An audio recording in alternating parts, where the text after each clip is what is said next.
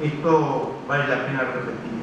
Sí quiero hacer una pequeña reflexión y terminar rápidamente para dejar a los otros compañeros que no han tenido oportunidad de expresarse, ya sea a través de organismos que integran o a través mismo de las regionales.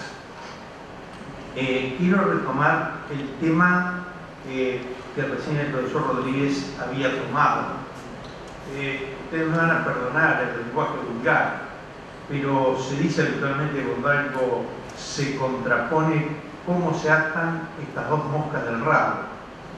Entonces acá nosotros tendríamos que decir que a nuestro modo de ver y según nuestra lectura, acá el problema se agrava porque son tres moscas que hay que atar por el rabo.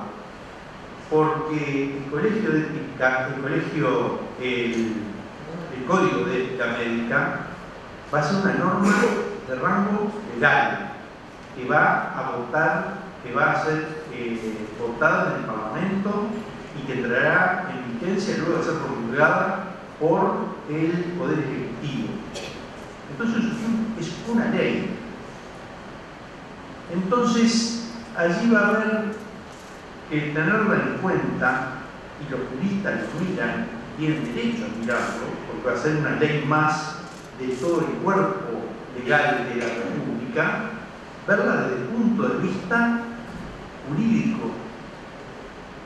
Y sí, la van a tener que ver, porque es una parte de apoyatura legal, en la cual van a tener que basarse para llegar a buen fin en los contenciosos que se planteen, ya sea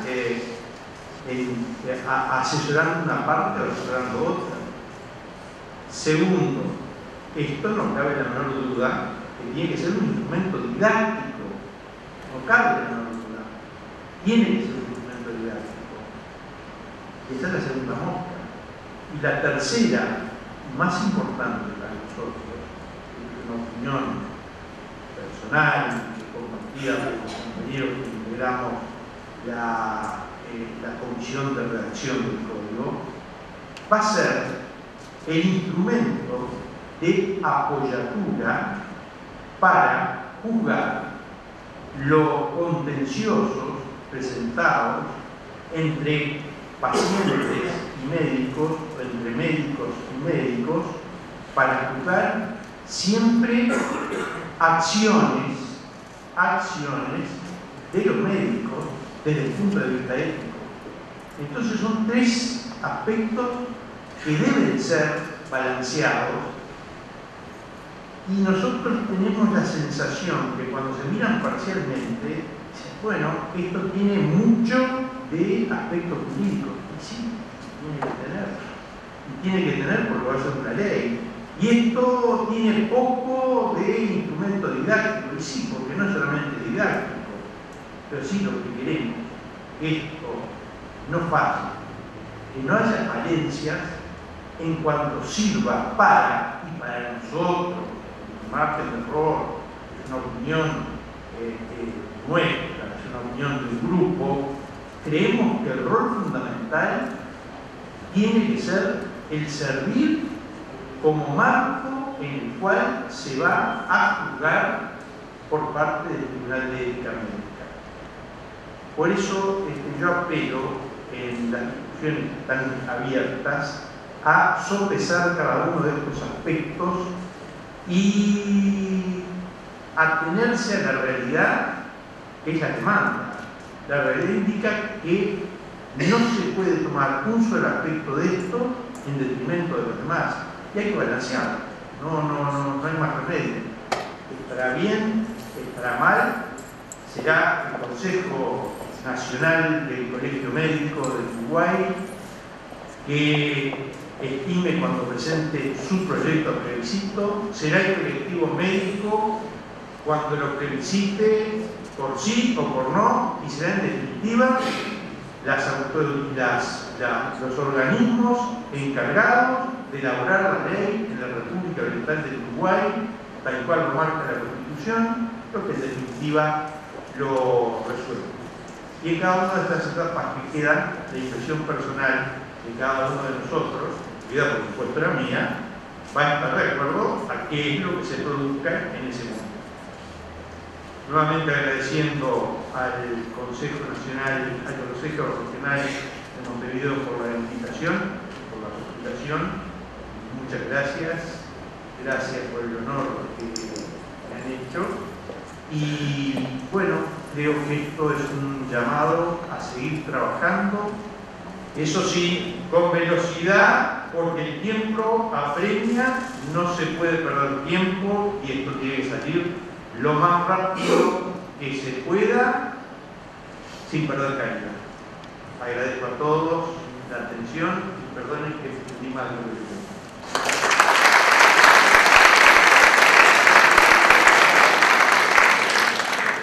Agradecemos la palabra del doctor Niso Gateño, postulado al Tribunal de Ética por la Regional Montevideo, ex profesor de Clínica Quirúrgica de la Facultad de Medicina de la Universidad de la República.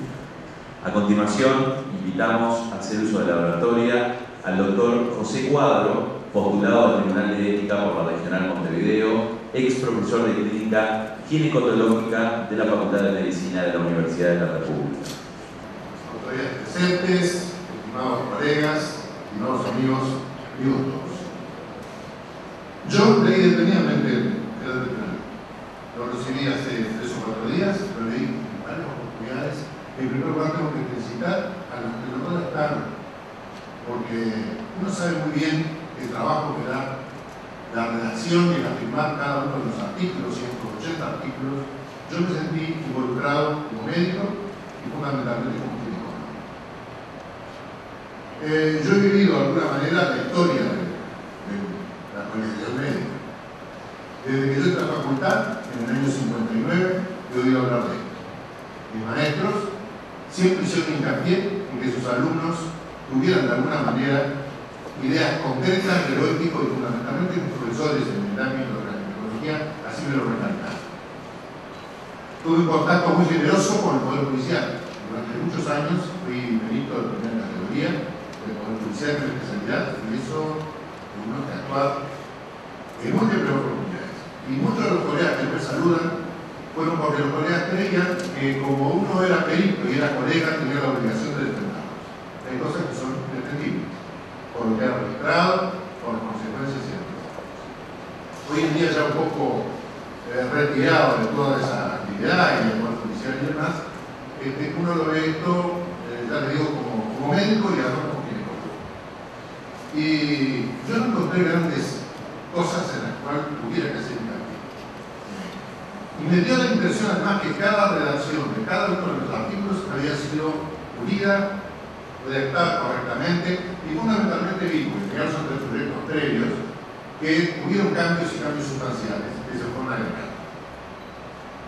De todos modos, yo me siento con la obligación de, como mexicano, de hacer algún aporte. Ese aporte está vinculado estrictamente a la especialidad y fundamentalmente por lo que ya se ha reiterado y se ha dicho en varias oportunidades, que esto hace una ley. Y si hay cosas difíciles en Uruguay, cambiar una ley.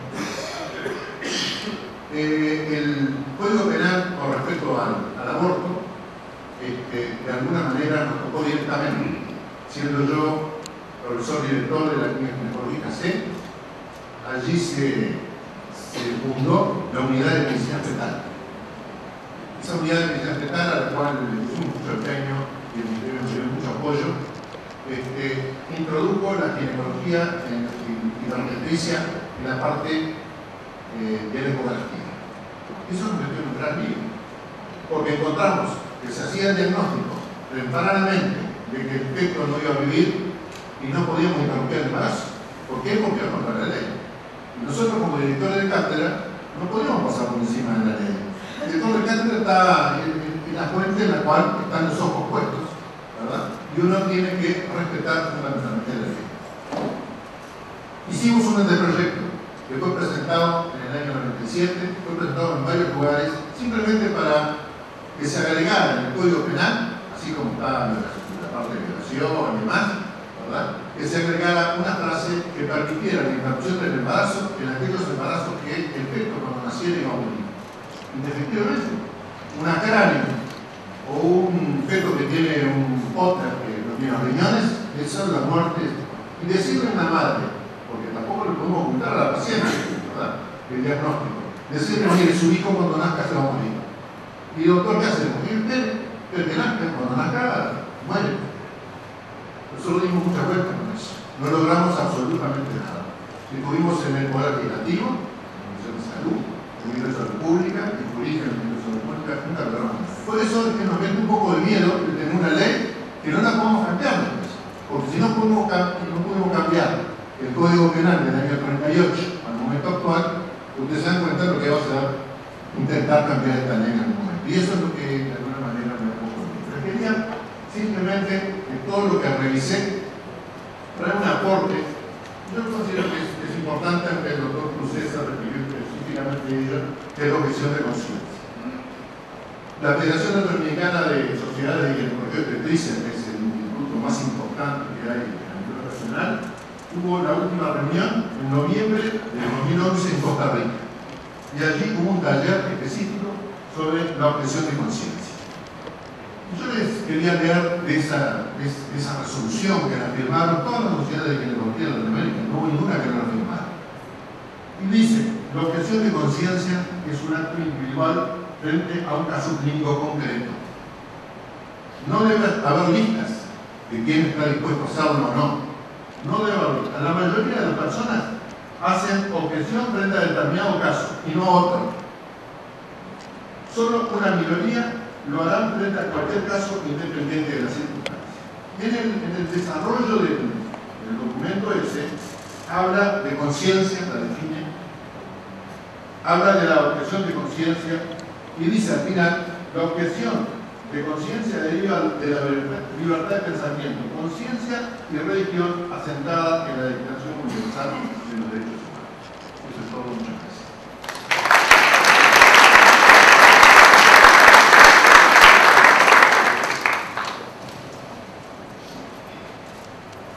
Agradecemos la palabra del doctor José Cuadro, postulado al Tribunal de Ética por la Regional Montevideo, ex profesor de Clínica Ginecotológica de la Facultad de Medicina de la Universidad de la República.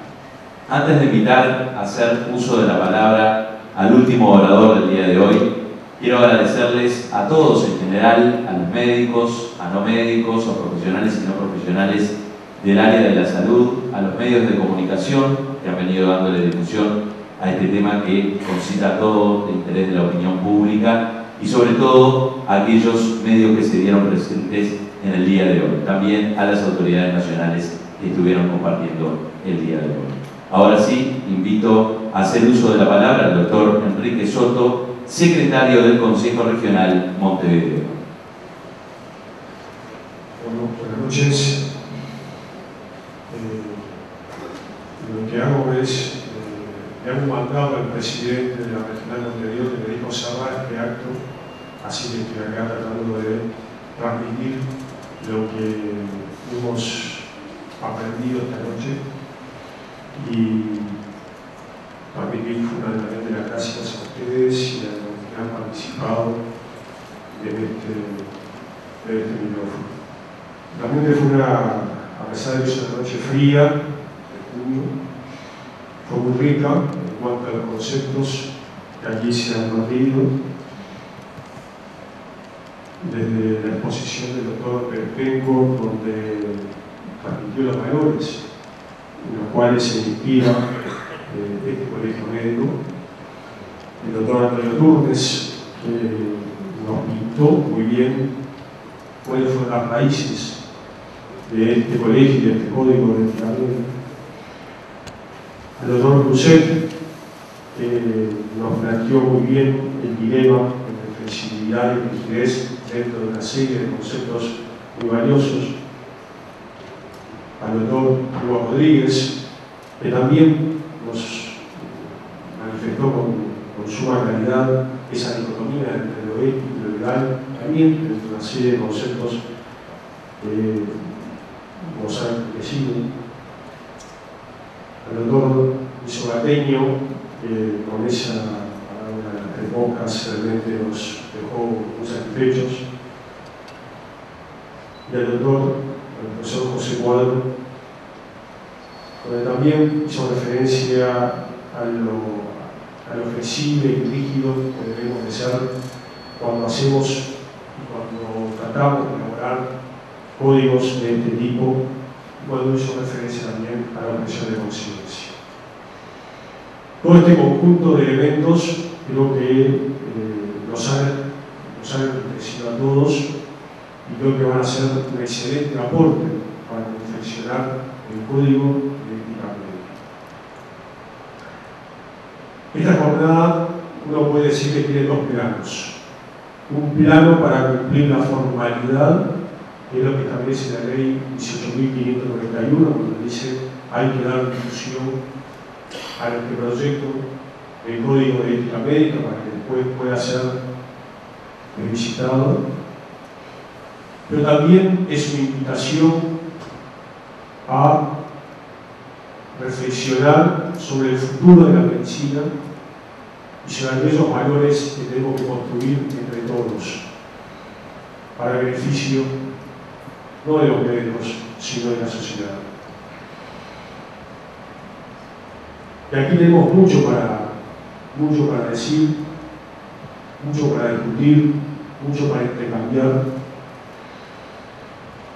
En el año 2001, Albert Joubert, en su libro Futuro de la profesión médica, nos decía que estamos en una etapa de transición sanitaria, una transición demográfica, epidemiológica, tecnológica, económica, laboral, mediática, judicial, política y ética. Esta etapa de transición, que a veces la vivimos hasta sin darnos cuenta, creo que va a sentar las bases de la futura medicina.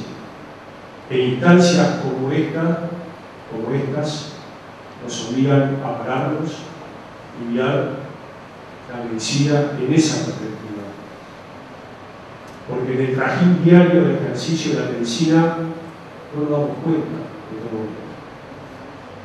Nos damos cuenta cuando, a través de los medios de comunicación o a través de las noticias, aparecen situaciones que nos impactan y ahí nos preguntamos, ¿cómo nos dimos cuenta de esto? Cada vez más los médicos están asumiendo roles que en el pasado no tenían. Y eso también genera que tengamos que pensar la ética desde otra perspectiva distinta. Hoy el médico es comunicador, es gestor de conocimientos, es experto, es un profesional, es un gerente, es un directivo, es un cuidador, es un gestor de recursos sanitarios y es un agente principal del sistema. Cada uno de esos elementos se reúnen en un profesional. Esto nos obliga a repensar lo que es la profesión, a pensar los valores de la profesión. Cuando hay tantos roles en juego, también está el riesgo de que se generen antivalores y está el riesgo de que en lugar de transitar hacia la profesionalización, transitemos hacia la desprofesionalización. Por eso, estas instancias son sumamente provechosas para todos. Creo que nos obliga a reflexionar dónde estamos y hacia dónde vamos. Y nos obliga a pensar de que tenemos una misión, que es con la profesión médica, pero fundamentalmente con la sociedad. Muchas gracias a todos.